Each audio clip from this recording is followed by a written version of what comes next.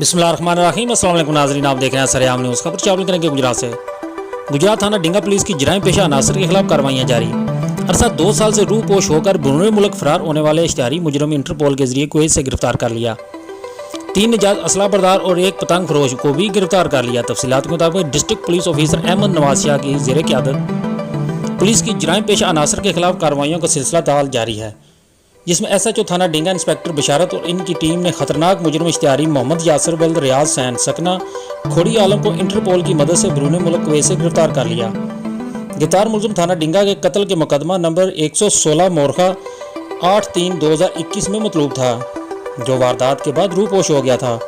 बाद में बरूने मुल्क फरार हो गया, जिसे पुलिस थाना डिंगा ने इंतहाई मेहनत से ट्रेस करके रेड वारंट जारी करवाए और बजरिया इंटरपोल कुवैत से गिरफ्तार कर लिया। गिरफ्तार मुलजिम की मजीद इंटेरोगेशन जारी है, जबकि निजायज असला बरदारों और पतंग फरोशों के खिलाफ कार्रवाइयों का सिलसिला जारी करते हुए 4 मुलजमान को गिरफ्तार कर लिया, जिनमें एक सैयद हयात रजा वल्द फजल अब्बास सकना दखड़ा वाली, सदीकुल्लाह वल्द सैयद मोहम्मद सकना बाबेवाला लाहौर, अब्दुल अहद वल्द लियाकत अली सकना दखड़ा वाली, नुमान इलियास वल्द मोहम्मद इलियास सकना मल्ला कश्मीरिया डिंगा शामिल हैं।